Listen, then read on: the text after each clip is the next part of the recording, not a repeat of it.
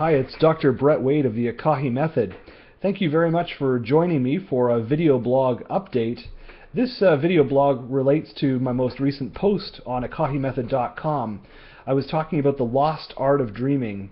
The reason I was thinking about the lost art of dreaming, and the topic actually for this blog, is that I read this book many years ago, and you might have read it as well, called The Art of Dreaming by Carlos Castaneda. And if you've read it or tried to read it, it's a challenging book in my opinion. It is a book that is a little bit abstract, and the idea is that Castaneda comes across an Indian sorcerer, and this sorcerer helps him to achieve total awareness or supreme consciousness.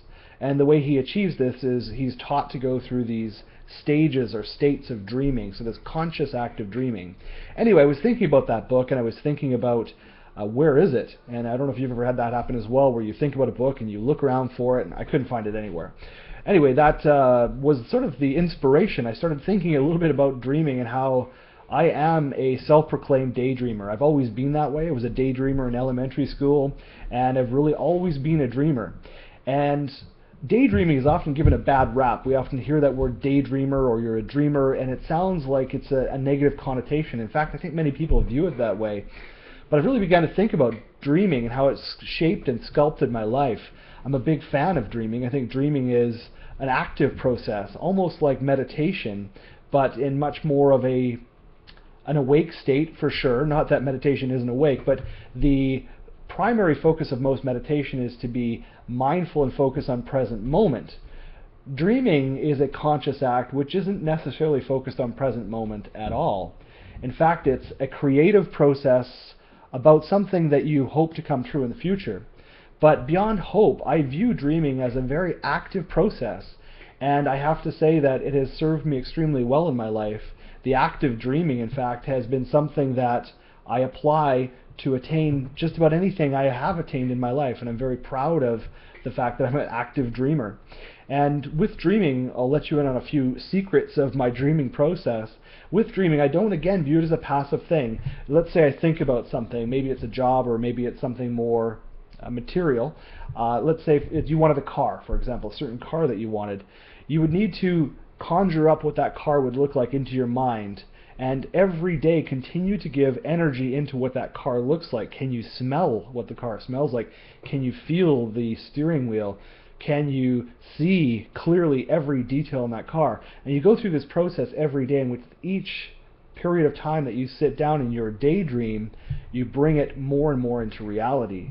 This act of bringing something from our imagination and making it happen, transforming it, is quite an unbelievable process, but it happens all the time. In fact, our whole universe was formed this way.